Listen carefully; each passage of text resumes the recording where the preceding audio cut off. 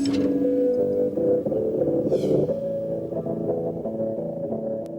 like to welcome everybody to the 2015 Candidate Forum, Part 2, presented by the Vernon Voters Alliance. Good to see you all here. For those who don't know, I'm Munson Hicks, and for the next week I will be a select board member from the town of Vernon, where I live, up on Tyler Hill Road, and then I will gratefully relinquish my job to one of these people over here. Before I introduce the candidates, I'd like to go over the guidelines for tonight. Basically, they're pretty much the same as when Chris ran the moderator, was moderator. Please be respectful to one another. After all, we're going to have to live in the same town after this meeting is over. So the first thing is I want to give each of the candidates an opportunity to say why they want to run for office and what the qualities they have that they feel they can bring it to the office. Or in simpler terms, why the heck do you want the job? And more importantly, why the heck should we want you to have it? And so if you want to start, Curly? Yep. I don't need that? No. I just turn the line. You do for the purposes of BCTV. I just want to welcome everybody to the meeting here tonight, and I want to apologize if you can't understand me. I've had several teeth removed in the last couple of weeks, and it's hard to say certain words, so. And I also want to thank the people who supported my family. Oh, I was.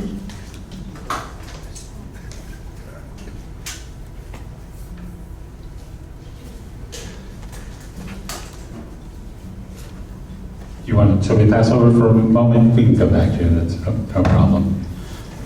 Bob? My name is Bob Goodman. Hi, Bob. I've been a resident of Vernon since the late 70s. I missed a couple of years while I was in the military and did a little bit of traveling. The reason that I decided that I wanted to run for the 2-year seat on the select board was, I think Vernon needs new eyes as far as the select board is concerned. New thoughts, new ideas on how to bring the town together as one, not divided as a board of 5 and a town of many, but to bring everybody together as a town of one. That's my biggest goal, and that's the biggest reason why I decided it was time for me to make my opinions noted. Thank you. Jeremiah? Sorry, I might go to this, but I'm a new resident of Vernon. I haven't been here. Okay. Yeah, I just moved here in August of last year, so I wouldn't say familiar with the town. I'm not really pointing out my strong suit now, but I'm going for the Lister position. I was previously a real estate appraiser in Florida from 2002 to 2007, and then I've been involved with the Lister department in Brattleboro with their reappraisal. In 2007 and 8, I worked for the Lister's department of Brattleboro, and then over the last, from 2009 to present, I was on the board of Listers for Guilford. So I've had qualifications and experience as a lister. Monday of last week, June 22nd, I was hired as assessor clerk for Guilford, which is a part-time position. And my understanding of the position in Vernon for the listers would also be a part-time position. So I would have the opportunity to essentially have a full-time job doing lister work, and that's, I guess, why I want the position. Okay, thanks. Bob? I'm Robert Miller. Most of you probably already know me, but the reason that I'm going to be running for the 2-year select board seat is I think that we can argue the fact that some people think we need to have some new blood on the board, but given my previous experience, I think that I could hit the ground running and get started right away without any lag in time. And I think that I would like to work on the budget process to improve that, and I would like to help build a strong working relationship between the employees and the other town elected officials, as well as with the town residents. And I think that it's going to be very important in this crucial time to have some experience with Vermont Yankee, which I have that also. And I just feel that there's a need for that experience at this time. I guess that's about it. And everybody knows I was on the board for 7 years prior, and they can feel free to look back and see what I did when I was on the board. Thank you. Thank you. Bruce? Hi, my name is Bruce Gall, and I'm retired from the police department. I moved to Vernon in 2003 after retiring from the police department in Ashland, Massachusetts. And I've always been interested in town government. Unfortunately, I've always also worked for the town government, so I felt it was a conflict of interest to run for select board also. But now that I'm retired, I have the time to do that. And I'd like to be on the board because I'd like to, first of all, I'd like to work on the town ordinances. I think they need to be brought up to date. And employee policies and handbooks, I think needs to be up to date. And I'm concerned about the future of Vernon financially. I think we need to try to concentrate on bringing some kind of business to town to try to boost our tax base. Although, you know, a bedroom farming community is wonderful and scenic, but it doesn't create a tax base. So, you know, those are my basic reasons for wanting to run. Thank you, Josh. My name is Josh Hunter, as Munson has mentioned. Most of you probably know me. If you haven't, met me formally, you've talked to me or you've heard me speak at town meeting. If you've ever been to town meeting, you understand that I stand up for what I believe in, regardless of what group or friends that I have within the town. I'm not very easily influenced by anybody. And that kind of makes me unique in this world at this point. That's, the main reason I want to run for select board is I'm heavily involved in the town as it is right now. I'm the chair of the rec department. I'm on the committee for the War Memorial here in town. I was just appointed to that at the one of the last select board meetings about 2-3 months ago. I'm on the emergency management committee, and I'm sure I'm leaving stuff out that I'm involved with in the town. So this is just the next step for me, really. The future of Vernon is very important to me. I have an 8-year-old and a 7-year-old that attend this school. I have a 3-year-old and 4-year-old now that just completed her first year of preschool in Vernon. I'm going to be here for a long time, and I need to make sure that the town is going to be as great as it is now for my kids. Thank you. Hurley, do you want to take another shot at it? I'm sorry, people, this leg is really been tough on me. But I feel I have the time to become a lister in the town. I've been dealing with property all my life, buying and selling farms and property, and I feel that I could be an asset to the town. I haven't been to too many lister schools, but I think common sense is a key factor in the experience I have, and I got the time to do it, and I hope you guys will support me. Thank you. Okay, thank you. So we've had the...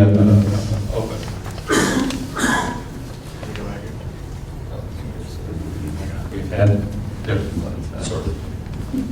We've had the opening statements, and now I'm going to open it up to questions from the audience. If you have a question, please raise your card, and I will ask you to make your statement. Please wait till Ryan gets to you with the microphone. Any questions? Okay, good night. Peggy?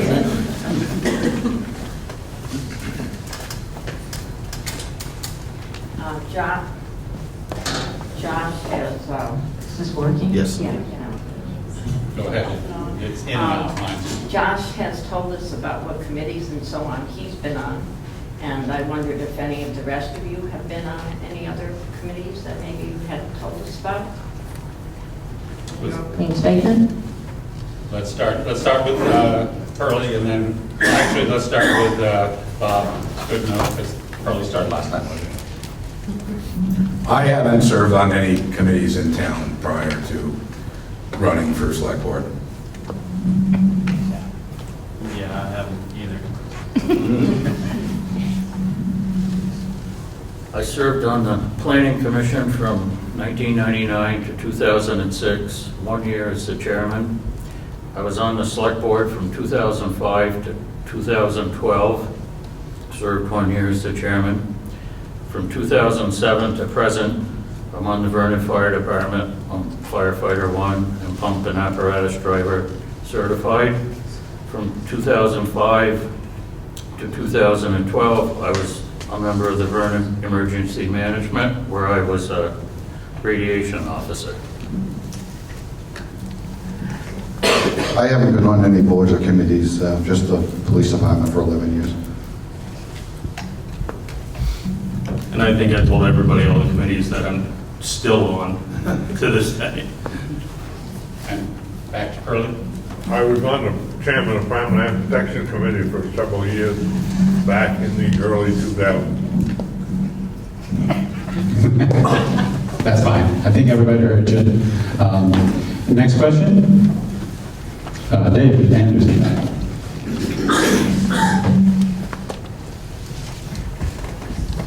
Good evening. Can you give us your vision for Vernon 10 years forward from now? We'll start with Jeremiah.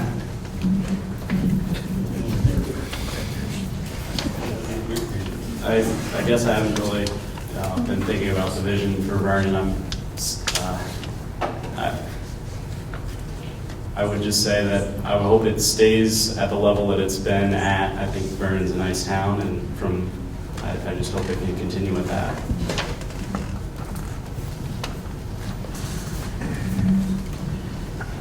I haven't given it any thought for out to 10 years, but I think my vision for the near future is, I believe that we need to create some common shared values for our community and then build a plan to get there. And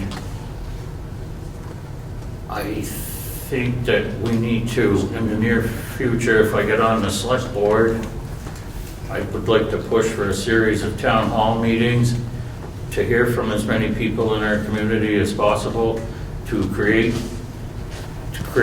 and build a plan to get there.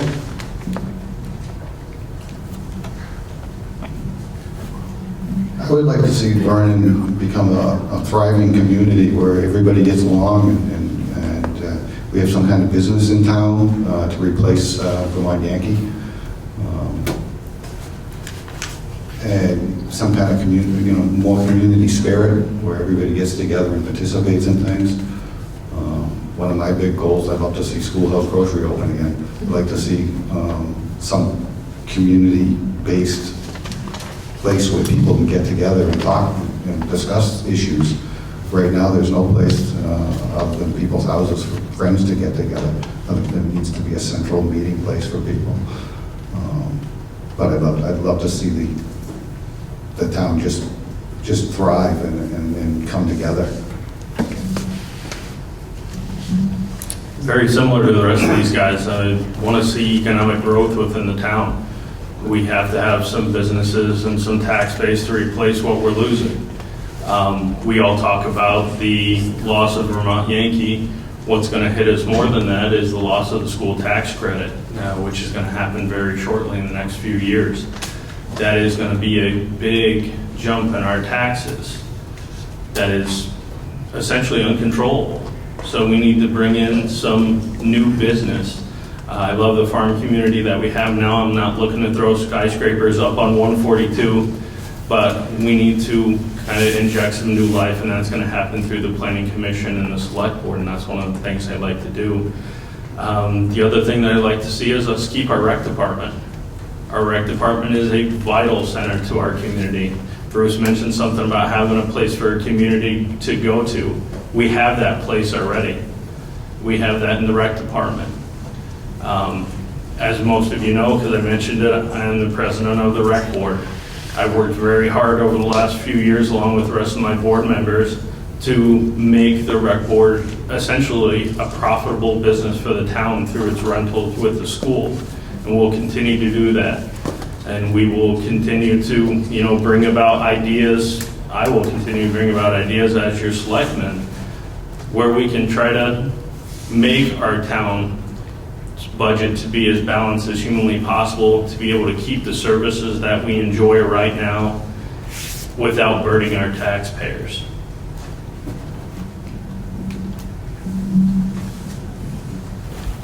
I'm going to pass it up to Vernon. Oh, I'm on, okay. Well, as a lister, we've got to somehow keep our grand list at a level formula in order so we can generate taxes. And with Vermont Yankee leaving us, that grand list is going to drop. So I agree with these other gentlemen here that we've got to find some smaller businesses that come into town that they don't have to be a big business, but a business that could handle a 10,000 square foot building and 7 employees. It would at least generate some equity in the town grand list. I know that some people like to think the idea of building houses in Vernon is a good idea. Well, I'm a little bit disappointed in that idea because we don't generate enough taxes out of a person's personal house if they got 2 children in our school district. That's why houses are kind of, even though we could build a whole development, it still would not pay for themselves in the long run because the equity just isn't there with the cost of our education. So until we can figure out a way to get education better formulated in the state, it's going to be hard for Vernon to keep building houses. We've got to get some other businesses in here to replace Yankee.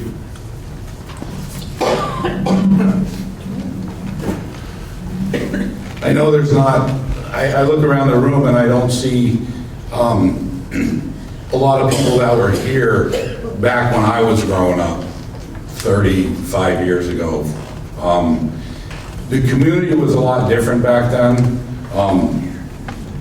The events that Josh spoke about the rec center. The rec center is vital in town. I remember as a kid being there all day long, parents being there, grandparents being there, just families being there together. And I think one of the biggest visions that everybody needs to have is that the town come together as one, the way it used to be. I've seen a lot of separation. I don't see as many people utilizing even the recreation facility as much as they used to. As far as business coming into town, I run a business in town on Pond Road. I do auto repair. I think we need to make Vernon appealing for outside business to come in, whether it's a multi-million-dollar corporation or whether it's another small business like mine, whether it's another farm, anything to promote income for the town. I think that's where we need to start with community spirit and making our town appealing the way it used to be. I've seen a few businesses leave here. Harris Basket was one of the first one. Arnie Weatherby left town. Both stores are gone now. Vermont Yankees leaving. Who's next? I think that it's time to try to make Vernon a place where business wants to come. And not only business, homes as well. People need to come back to Vernon. With the people that we stand to lose from Vermont Yankee closing, I think we need to make Vernon a more appealing place for people that want to be here, that want to live in our community. Thank you all. Next question? Yes. Phyllis? You know you don't have a card.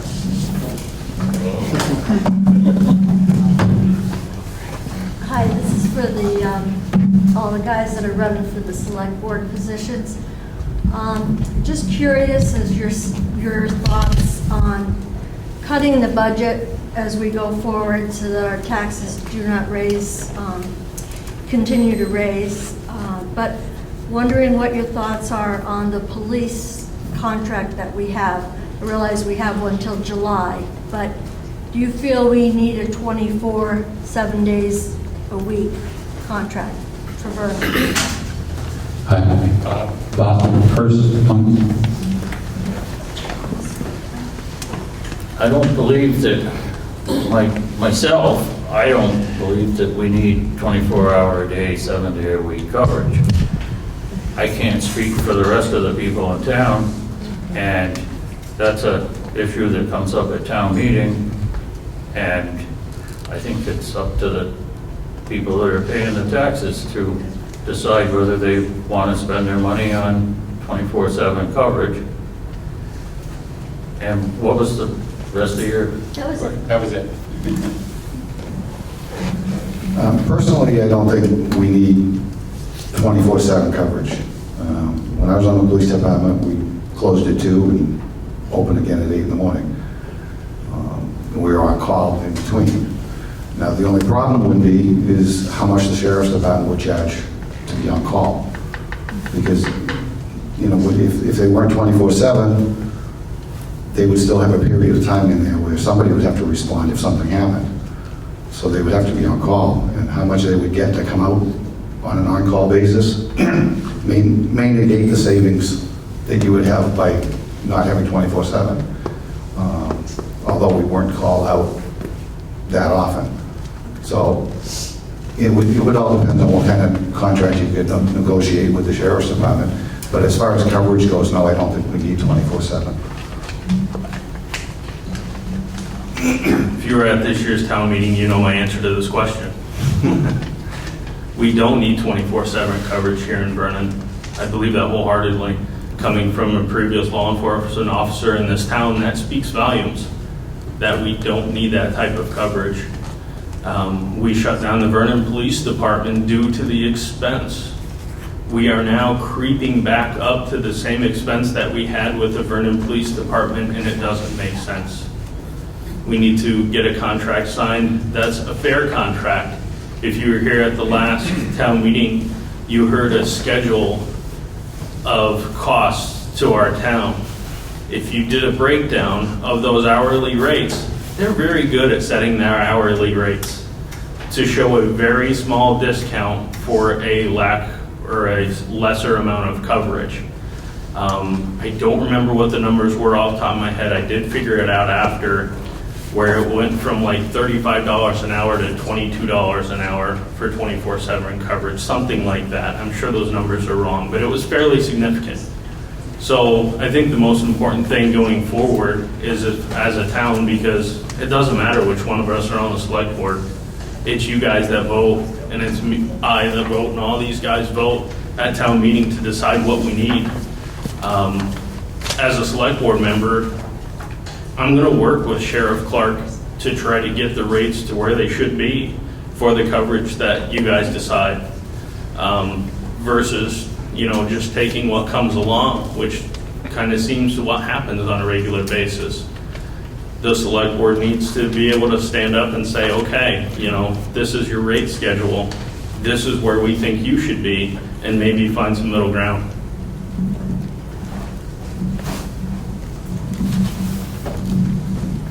The question was just for the select board.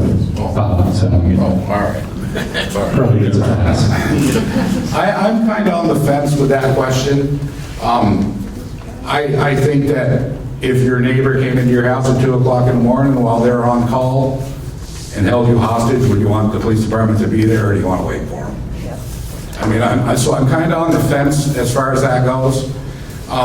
I think we need to negotiate a better contract with Sheriff Clark and the Sheriff's Department, but I feel like they've done an outstanding job for the town. They've cracked down on speeders on more than one occasion, and where I live on Pond Road, right close to the rec center, I see it all day long, and there's, my kids are there, your kids are there, your grandkids are there. So it's hard for me to answer that question without seeing the numbers that the police department has to offer. It's hard for me to make that choice. Next question.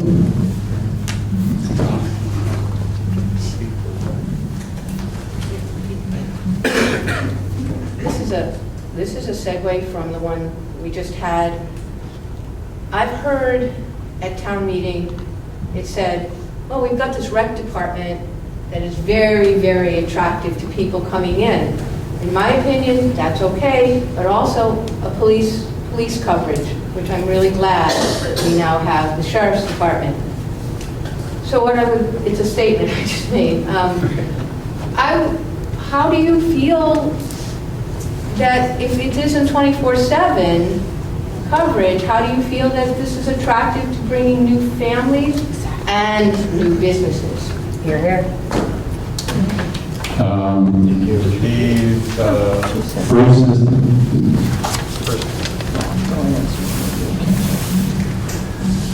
Well, first of all, as far as businesses go 24/7, most businesses aren't open 24/7, so it's really not going to make a whole lot of difference to the businesses because they're usually only open during the day or the evenings. They've been broken into at night when they're not there. Yes, I know, I can call out for them. But 24/7 coverage, I don't think is going to make a whole lot of difference to business.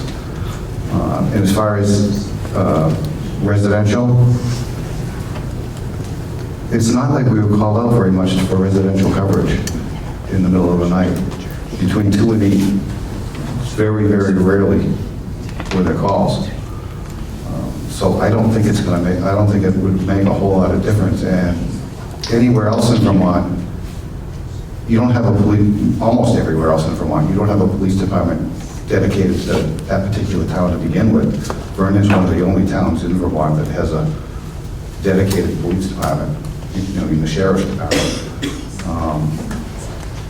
So that in itself, even not being 24/7, that in itself is going to make Vernon attractive to people coming into town because we do have a dedicated police department rather than having to rely on the state police wherever they may be. We have somebody, even if it's not 24/7, we have somebody in town most of the time. So that is going to attract people in and of itself. Basically, I'm going to just agree with what Bruce said. I mean, it's something that we've never had before up until a couple years ago. We survived. We had Vermont Yankee come into town when we didn't have 24/7 police coverage. We've had businesses start, and taking it from a former police officer here. If it's not necessary, it's not necessary. Obviously, our world is ever-changing. There's no doubt about it. Look at the news. There is stuff going on all the time. Is a 24/7 police department going to stop everything that's happening? Are they going to have the time to go to that person's house that's getting broken in at the moment they're getting broken in before that intruder leaves? Most likely not. The response time, even if you're in town, probably will take too long. Yeah, I don't believe it'll affect any businesses in the area. I don't believe it'll affect, residences in the area. Look around at, other towns, they spend $20,000 a year. They spend $40,000 a year. They spend $60,000 a year. These are towns like Putney and Townsend and, sure, we'll see them in the paper once in a while with something bad that happened.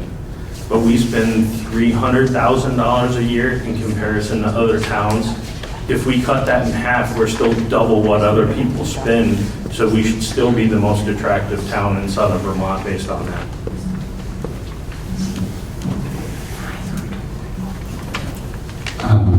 I guess I would have to agree with Bruce and Josh that I don't think it would make a lot of difference with the businesses coming into town and whether or not it was attractive. And who's to say that with the new contract, that the police wouldn't be out at night until 8 in the morning and maybe not be around during the day when there isn't as much going on. It would have to be negotiated into their contract. And they would know when, the sheriff's department would know when the busy times are and when they should be here. And I just don't think that it would make that much difference as far as businesses. Again, I would have to say the same thing as everybody else. You have to see the contract, I guess, and find out what it is that the sheriff's department can do for us. If 24/7 is what the people want, and 24/7 is what the people want to pay for, then that's what we should do. But if it's whatever the voters want. I mean, it's based, I don't think the select board in itself has any control over what the sheriff's department's going to do. It's all contracted. And if I'm correct, the contract is voted on by the townspeople. So, I mean, basically, our ideas and our input is heard, but ultimately it's your decision. It's not ours. Dale? The Listers can take this mic, even holding it close. Can you guys hear me? Not on the mic. Not on the mic. Not on the mic, right? Turn the volume up, you'll be fine. That doesn't work either, right? Talk to the edge of it, not I'll right on speak it. louder for the hearing impaired. I have a question for the potential select board members. We all know in this town, those of us who live here for 20 plus years or longer, that now with the closure of VY and the spiraling cost of everything else, that we are either faced with paying more taxes or finding a way to trim budgets. Now, how would you, as potential select board members, work with the departments to figure out where the cost savings could be, or would you just arbitrarily and capriciously hand it down to them and say, this is what you're going to get, and let them figure it out?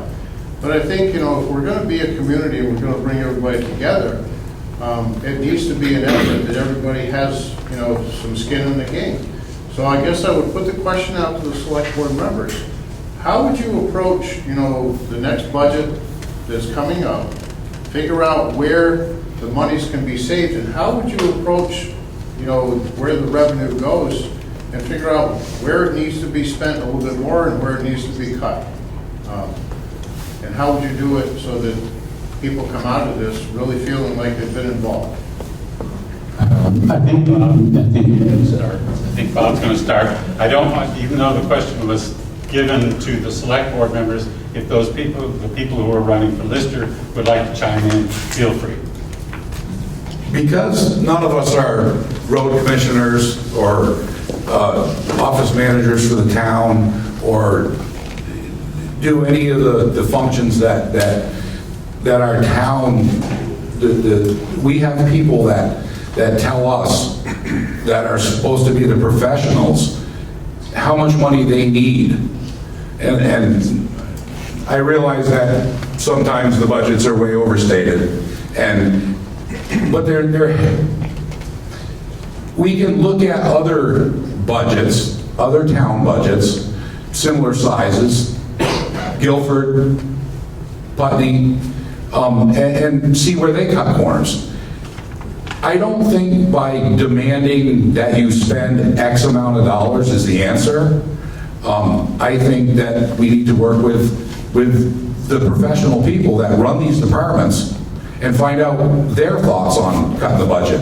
And if for some reason the budget can't be cut, then that's when, along with the taxpayers, let's take a look at the school budget for this year. It got shot down 3 times. And I still believe that there was more that could have been cut out of that budget. But by taking a dollar amount and saying, this is what you have, this is all we're going to give you, I don't think that works either. There has to be some intermediate ground in between where the taxpayers and the select board and the heads of all these departments can sit down and come up with a number that works, maybe not for everybody, but a number that's closer to work for everybody.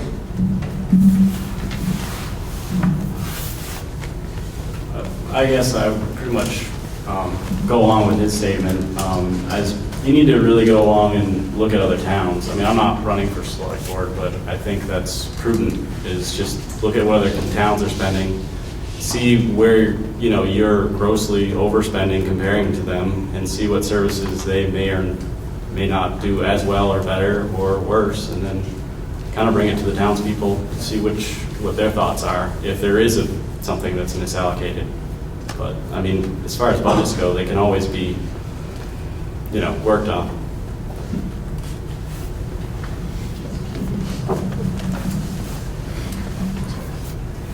They are right, you have to go to the other towns and see what their budgets are, see what they're spending, but that's only part of it. You have to go and meet with the department heads at their job. You have to get a general understanding of what their job is and what they need to run their departments.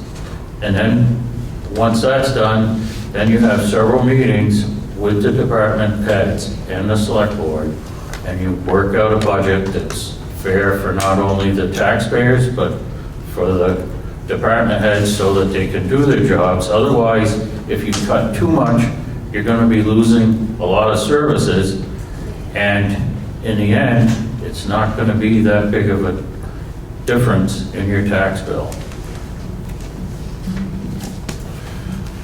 First of all, the select board only makes recommendations on the budget. We try to work out a budget and make a recommendation to the townspeople who vote on that budget.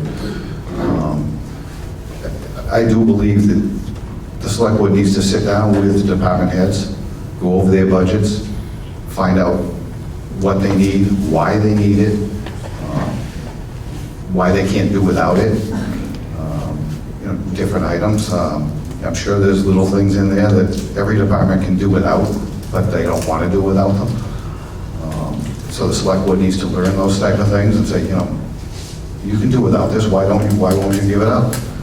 And sometimes, you know, the townspeople are going to have to learn to tighten their belts a little bit and live without some of the luxuries that they've lived with for so long now. You know, such as paving roads that, you know, maybe, I don't know how often they pave a road, but say they pave a road every 5 years, maybe pave a road every 6 years instead of every 5 years. You know, lengthen things out. For instance, the roads, the parking lots or whatever in Vernon are very, very good. They're very good roads. You go through some other towns and you go and you have cracks in the roads and things like that, but that's how they save money. You know, they repair some of the cracks and go without the full paving for a while. That's just an example. It's, you know, not priority, but I would definitely want to work with the department heads. You can't just come in and say, "Well, this is what we're going to give you. You got to work with it." You got to find out what they need, why they need it, and what can be cut.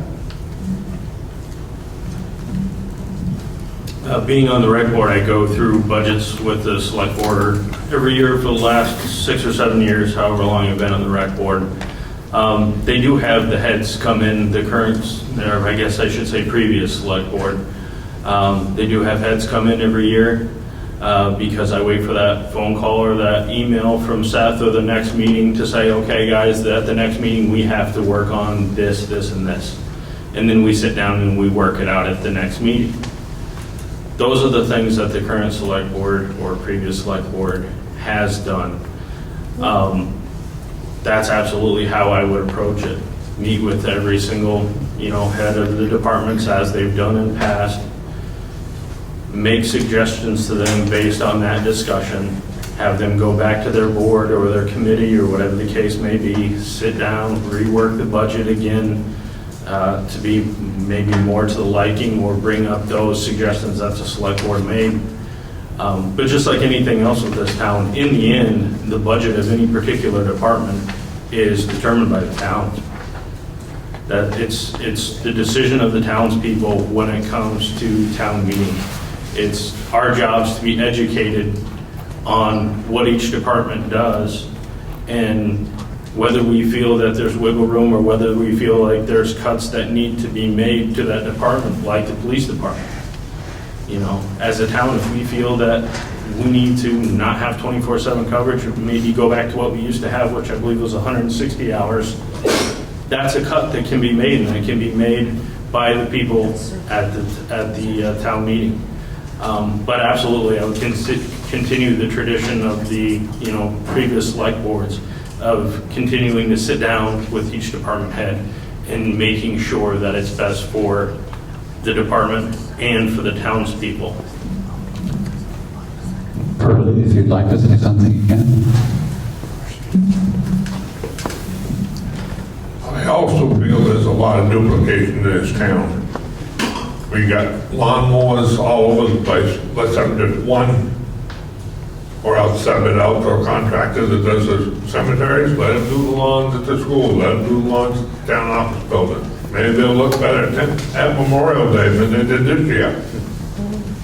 And let them deal with it. It'll be one bill at the end of the year, not checking on, see who does this, repair this lawnmower, repair that lawnmower, or the one at the rec department. And it's the same with one side of the roads. I like to see the roads mowed in July or June and not in October. They've already done 142 and Route 5 in one day. That same outfit we probably could hire to do all the town roads in Vernon in a day, and they'd be done. They'd look nice, but 4th of July, not all these weeds and everything else growing. So there's duplication. I think that select board could kind of put in a bug in their ears of their people out there that, there's things that we got to do together, not do individually. Can I get a follow-up, Mr. Moderator? I have to open it up to other people first, but is there any other questions? A follow-up to the budget. I see nobody coming up, so you can ask. Again, Mike, try again. I think the point's well taken, that the select board makes recommendations, and it's up to the taxpayers to follow through or up or down with the recommendations.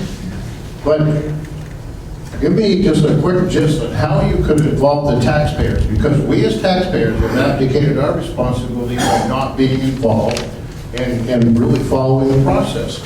And it's very difficult as a taxpayer to go to a budget meeting in the middle of the day. Now, the select board puts in innumerable hours, and I'm not asking them to do more, but is there some way that the select board could be a little more transparent and involve the taxpayers a little bit more? Because as of all, it comes out of our pocket, and I'd just like to be somehow more accessible to the process rather than just putting it all on the select board's shoulders.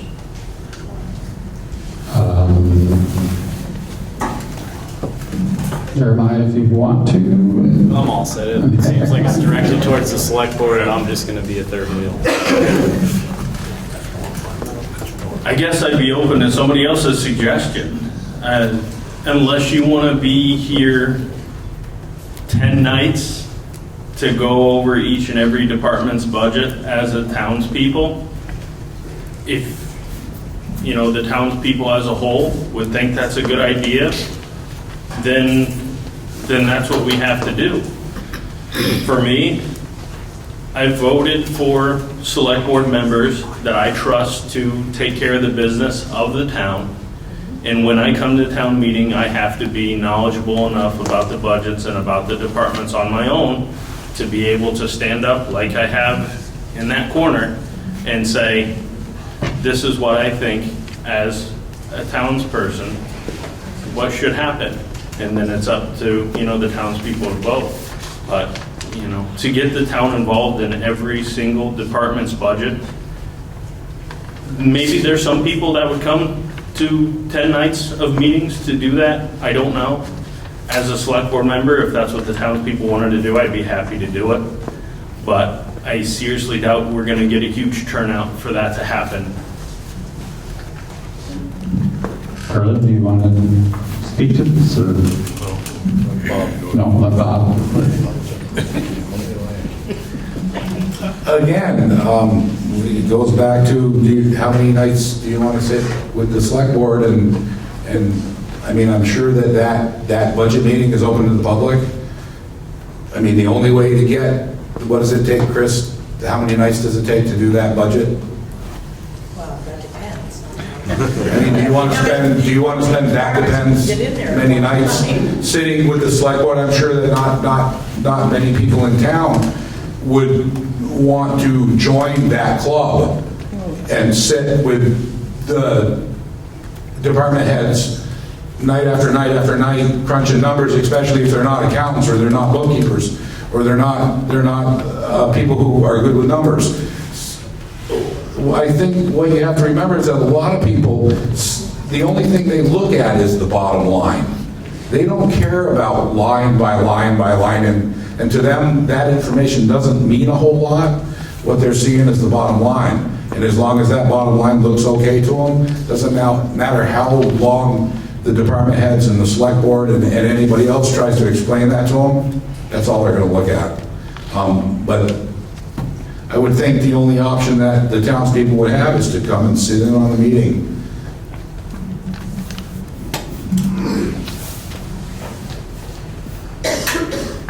I think that it's up to the select board and the department heads to work out a good, reasonable budget that's good for not only the department heads, but for the town. And then when that's all done, I think that a series of this style of meeting with the taxpayers to go over the budgets would probably be the most transparent and easiest way to do it. And I'm all about easy and right to the point. Yeah, I think that, first of all the meetings, preparing the budgets and everything, they're all open meetings, anybody can go to them. So if people want to participate, it would be wonderful to see more people participate. As Bobby said, it's up to the board to meet with the department heads and come up with a workable budget. And then I think we should have a budget presentation forum, kind of like what we're having now, only a forum for the budget, so people can see what has been done and what hasn't been done. And then they can put their input in there, and that's before town meeting, so they know what's going on before they go into town meeting to take a vote. I believe George, you then.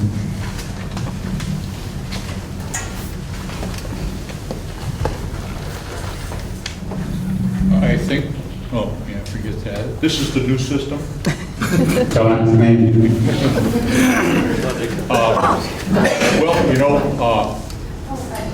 Referring back to what you were just talking about, we have 29 people here in conjunction to approximately 1,700 voters. So you can see the people that are truly interested in outgoing. In our last town meeting, we had approximately 259, which was the largest I could remember in about 8 years, out of approximately 1,700 people in town. So, in saying that, Jeremiah, on the spot, you have had training and been in the background of... Please don't address your question to person. The question should be of general nature to everyone. Okay, general nature to Jeremiah. You can say to the listers though, right? Okay, a lister's general nature. That's people running for listers. But, okay, so you've been to a school and you're going to be a part-time lister in Guilford. Correct. And you desire to be a part-time lister here. Correct. And you've been an appraiser. Yes. So should you be elected to this position, or either one of you, I should say that way, when you do a reappraisal in our town, because, you know, we're headed to a place that's going to be awful tight with pennies here shortly, if we're not already there. Are you going to look at the books and the background of what we already have now as far as an appraisal? Or are you going to go to this resident and appraise it as a real estate appraiser? Well, first off, it's a board, it'll be a board decision. So, currently I can speak for what, I'll go first, I don't know if I'm supposed to. I think that's okay with you. So, like right now in Guilford, for instance, we're going through this process of determining the state. We've been 10 years without a reappraisal. So then the question becomes, do you hire an outside firm to come in and do the appraisal work, or do you do it in-house? And so you look at, you know, the capabilities and the availabilities of the listers, and then you see what, you know, bids come in for reappraisal work in terms of how they're going to go through the process, if they're going to go through a mass appraisal process, or if they're going to do, like when I was an appraiser, you do a fee market approach where you do 3 market comps per each subject comp. Mass appraisal is usually a little different. Sorry, did that fully answer? Was there another part to the question I might not have? The other part was, when you go to do your appraisal, if you happen to be the person to go do it, whether it be you or Pearlie. Right. Will you appraise the properties according to a real estate appraisal, or will you have a swayed judgment according to what you see in the book? So an appraisal is an opinion of value, and it's supposed to reflect market value. So I guess that's the easiest way to answer the question is you're trying to strive to get market value, and that's what you do as an appraiser. You have to look at your comps, look at the sales, and you'll be looking at trending data in Vernon. I mean, obviously the plant is a big aspect of the town and what is happening in the market. I mean, you got to look at listings and you look at what's closed. But as far as the previous assessed value, it's not, I'm not going to say it's irrelevant, but it's not as important as what's currently going on, because that's what you're supposed to be looking at.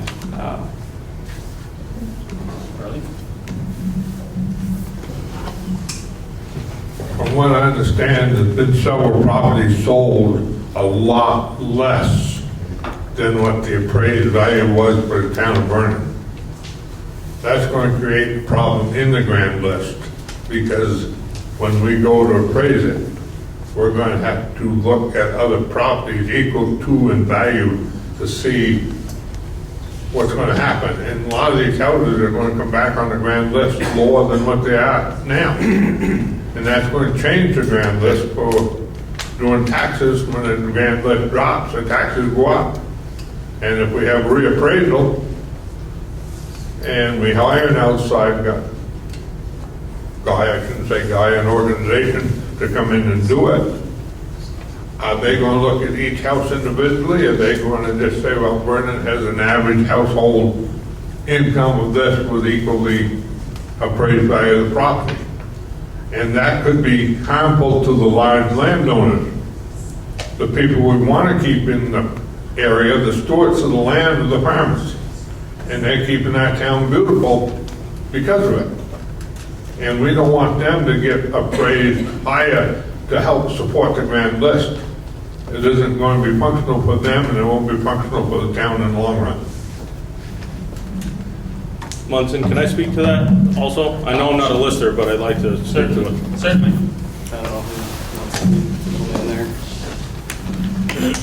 I don't know a whole heck of a lot about listing, but I know that there does come a point when your home value, if it's appraised less than what it is now, it affects the grand list, so that side of your property taxes goes up. But at the same time, I believe, and correct me if I'm wrong, Jeremiah, because you would know better than I, the state side or the school tax rate is affected also. So that increase in our grand list and the decrease in the amount of taxes that you're paying on the school side could eventually work out to our benefit if the grand list is higher. So that's my understanding. I don't know if, does that make sense? Yeah, so somewhat. Okay. Not strong on that. But there comes a point where that shift happens and you're saving money even though your grand list is getting higher because of the school tax rate. Just to be, I'm going to speak up a little bit because I talked to Carol because Patty brought up the question of the school tax rate. And according to Carol, the school tax rate is always is adjusted to 100%. So if we're at 112%, the state adjusts the state adjusts the school rate back to 100, or if we were at 94%, they would bring it up to 100. So it doesn't really affect the school side in the question of reappraisals. It does, and the other part of it, again, I'm speaking from what I understand, because it's complicated, is taxes and tax rate are different. If the value of your house is reduced, but the town wants X number of dollars, then the rate will go up. But the amount you're going to pay is basically the same. So it's assessment and appraisal are very different things. And you have to be careful not to get them confused. I'm talking slightly as a select board member now. But when we reappraise and everything goes down, but we still want the same amount of money, the tax rate will go up, but you'll still pay the same amount of money. So that's how it works. It's not like if I get a lower appraisal. The only thing that happens with the reappraisal, you are appraised versus your neighbor. You're not separate to it. So it's like a huge pool, and we decide that my neighbor Pete's house is worth $100,000, and mine is worth $70,000. So what that rate happens? If we want to lower the tax rate, we simply say mine's worth $1 million and his is worth $1.5 million, and the tax rate goes way down. But the taxes still stay the same. So it's confusing, and Jeremiah and Pearlie can correct me if I'm wrong, but be careful not to look at if I'm reappraised at a lower rate, my taxes will go down. It just means the rate will go up, and you'll probably pay the same amount because that's what the town has decided it needs. Is that a fair assessment, Carol? The only thing you might, Thank you, Carol.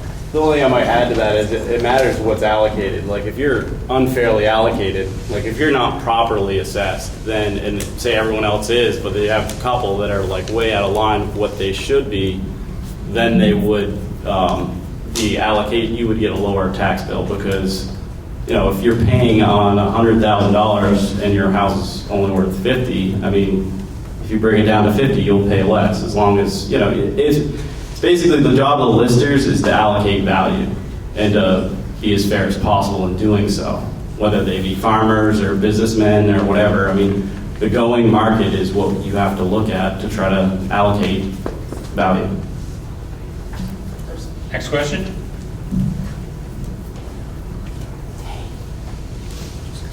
Well, seeing none, I'd like to thank you all for coming and thank the people who are running. I would like to mention that those of you who are interested in continuing discussions about the town, the Vernon Voters Alliance, of whom I'm a member and have footed the bill for this, meets every third Thursday, and everyone is welcome.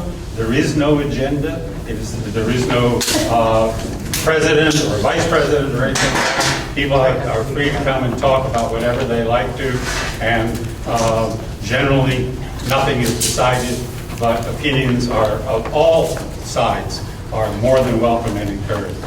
With that, thank you all for coming and participating, and drive safely, get home safe. Thank you.